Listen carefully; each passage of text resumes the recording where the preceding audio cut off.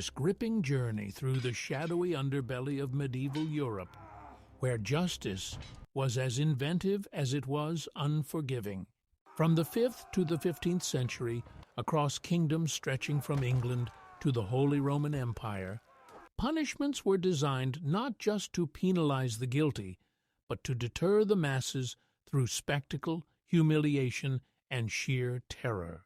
These bizarre methods reflected a society gripped by feudal law, religious fervor, and a brutal quest for order. We'll explore them one by one, delving into the historical context, the crimes that triggered them, and the grim rationale behind each. Prepare to uncover the dark ingenuity of the past.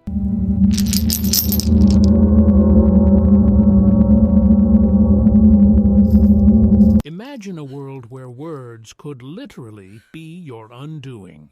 The Scold's bridle, also known as the brank, was a metal cage fitted over the head with a spiked bit that pierced the tongue.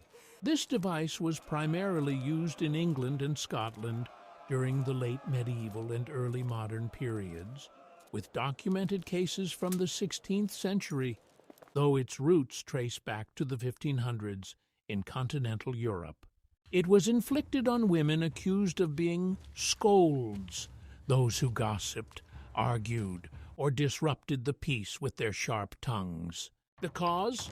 Petty social infractions like slander or nagging, seen as threats to communal harmony in tightly knit villages. Why this punishment? It was a form of public humiliation paraded through town to silence the offender and warn others against loose lips, enforcing patriarchal control without permanent physical harm, though the pain and shame were profound. Picture a frigid river or pond on a chilly autumn day. The ducking stool was a chair attached to a seesaw-like beam used to plunge the victim into water repeatedly. Prevalent in England from the 13th century onward, with peaks in the 16th and 17th centuries for witchcraft trials, it harkens back to medieval customs. Crimes warranting this included being a common scold, again, verbose women, brewing bad ale, or suspected sorcery. The cause stemmed from minor offenses like dishonesty in trade or disruptive behavior, but it escalated during witch hunts. The purpose was twofold: ritual purification through near drowning and public entertainment, serving as a deterrent by mocking the offender's plight. Survivors emerged soaked and shamed, but many drowned if the dunking went too far.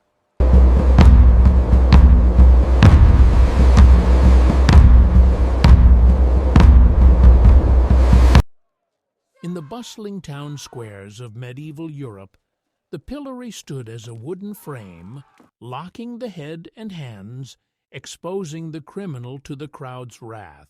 Used widely from the 12th century in places like England and France, it persisted into the Tudor era.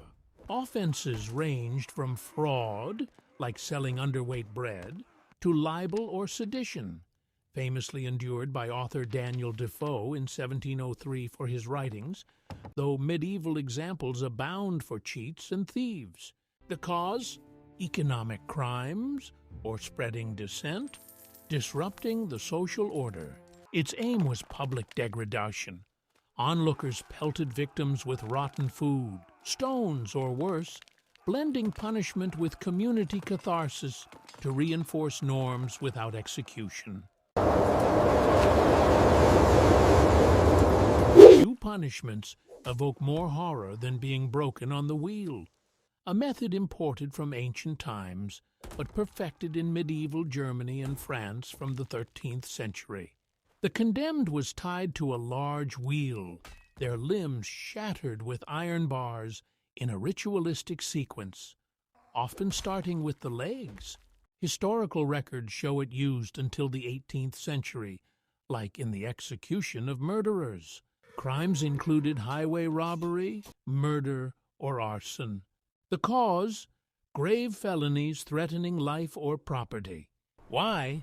It was a spectacle of agony, prolonging death for hours or days as the broken body was displayed on the wheel, deterring crime through visible suffering and serving as a warning post.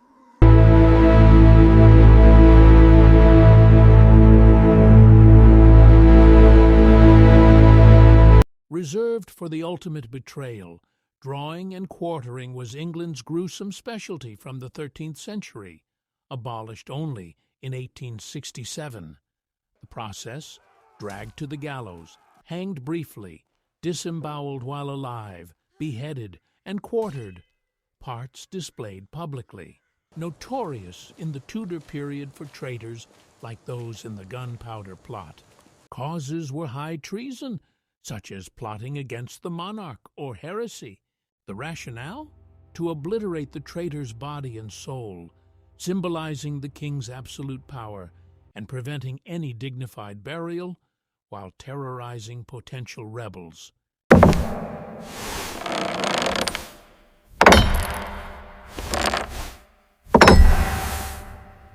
A pyramid of pain.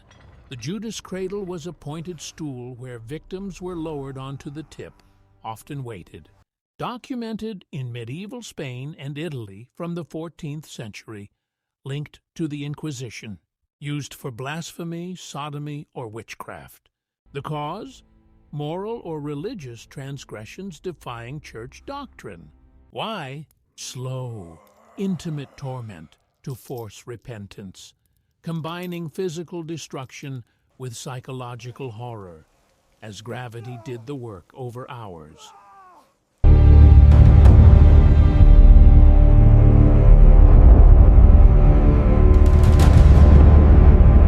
This insidious device resembled a pear that expanded via a screw, inserted into orifices, attributed to medieval Europe, particularly in the 14th, 15th centuries, for heretics or liars, though some debate its authenticity.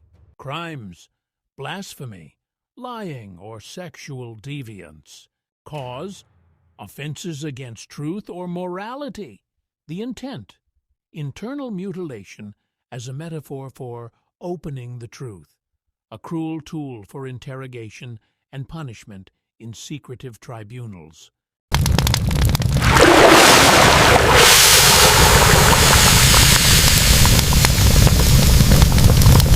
From cauldrons of oil or water, boiling alive was a scalding end, practiced in England under Henry VIII in the 16th century, with medieval precedents in Asia and Europe from the 12th century for counterfeiters or poisoners. Crimes: high-value theft or murder by poison. The reason: a purifying death mirroring the crime's hot nature, prolonged for up to 2 hours to maximize suffering and spectacle.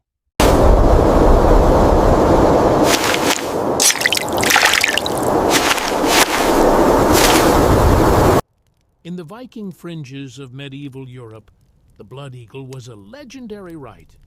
Ribs severed from the spine, pulled out like wings, lungs exposed. From 9th–11th century Norse sagas, possibly apocryphal, but tied to executions of king's foes. Causes: betrayal or regicide. Purpose: ritual vengeance, transforming the body into a gruesome totem to honor gods and intimidate enemies, blending punishment with mythology.